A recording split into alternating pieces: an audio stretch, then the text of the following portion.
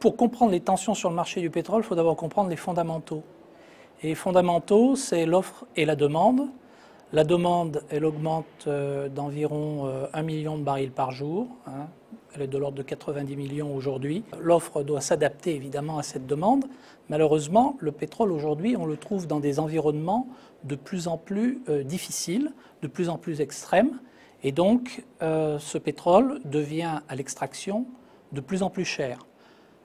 Là-dessus, donc sur ces fondamentaux long terme, se surajoutent parfois des tensions géopolitiques, mais qui font peut-être plutôt des feux de paille sur le prix. Mais ce qu'il faut voir, c'est la tendance à long terme. Il était important pour nous de diversifier notre portefeuille de projets du point de vue géographique.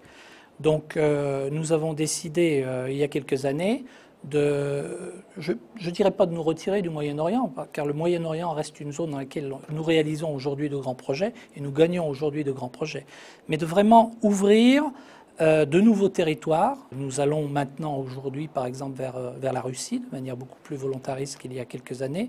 Nous avons développé de manière assez gigantesque le Brésil, l'Amérique du Nord, en particulier le Golfe du Mexique. D'ailleurs, nous avons fait une acquisition l'année dernière aux États-Unis pour pouvoir mieux coller au marché et apporter la technologie très en amont pour le développement pétrochimie, raffinage et peut-être aussi gaz, qu'on appelle gaz to liquid, c'est-à-dire transformer du gaz en essence pour faire court.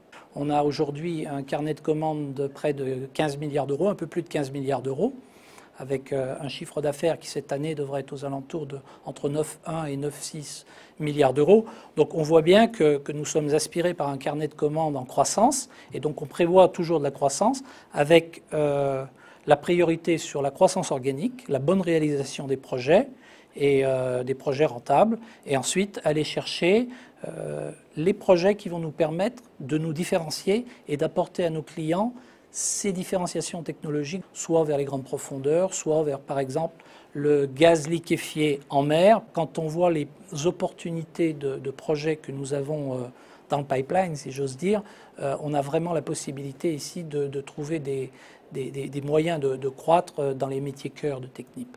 Mais cela dit, on continuera bien sûr à regarder ces opportunités, que ce soit l'éolien, que ce soit le nucléaire, particulièrement en amont, ou bien que ce soit les biocarburants, puisqu'on a participé à la mise en œuvre de plusieurs unités de biocarburants, par exemple.